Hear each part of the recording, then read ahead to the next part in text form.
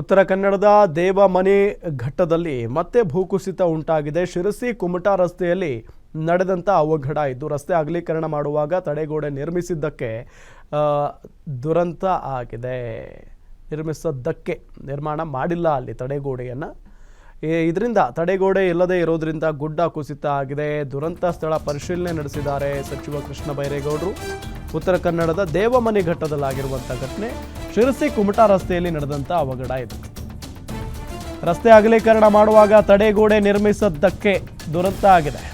ತಡೆಗೋಡೆ ಇಲ್ಲದೆ ಇರೋದ್ರಿಂದ ಗುಡ್ಡ ಕುಸಿತ ಉಂಟಾಗಿದೆ. ದುರಂತ ಸ್ಥಳ ಪರಿಶೀಲನೆ ನಡೆಸಿದ್ದಾರೆ ಸಚಿವ ಕೃಷ್ಣ ಬೈರೇಗೌಡರು. ಅಧಿಕಾರಿಗಳು ಮಾಡುವ ತಪ್ಪಿಗೆ ಸರ್ಕಾರ ಜನರಿಂದ ಬಯಸ್ಕೊಳ್ಬೇಕಾ? ಅಧಿಕಾರಿಗಳನ್ನ ತರಾಟೆಗೆ ತೆಗೆದುಕೊಂಡಿದ್ದಾರೆ ಸಚಿವ ಕೃಷ್ಣ ಬೈರೇಗೌಡರು.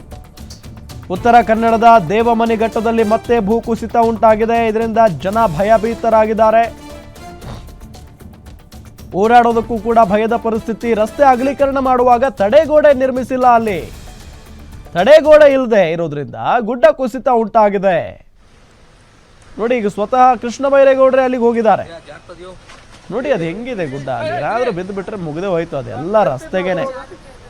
ತಡೆಗೋಡೆ ಇದ್ದಿದ್ರೆ ಈ ದುರಂತ ಆಗ್ತಾ ಇರಲಿಲ್ಲಪ್ಪ.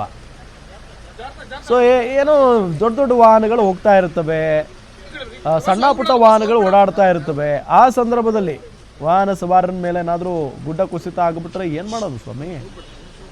ಯಾರು ಹೊಣೆ ಹೊರ್ತಾರೆ? ಸೊ ಇಲ್ಲಿ ಕೃಷ್ಣ ಬೈರೇಗೌಡರು ಬಹಳ ಸ್ಪಷ್ಟವಾಗಿ ಹೇಳಿದ್ದಾರೆ, ಕೆಲವೊಂದಿಷ್ಟು ಜನ ಎಡವಟ್ಟು ಅಧಿಕಾರಿಗಳು ಮಾಡುವಂಥ ತಪ್ಪಿಗೆ ಸರ್ಕಾರ ಜನರಿಂದ ಬಯಸ್ಕೊಳ್ಬೇಕು ಅಂತ ಹೇಳಿ.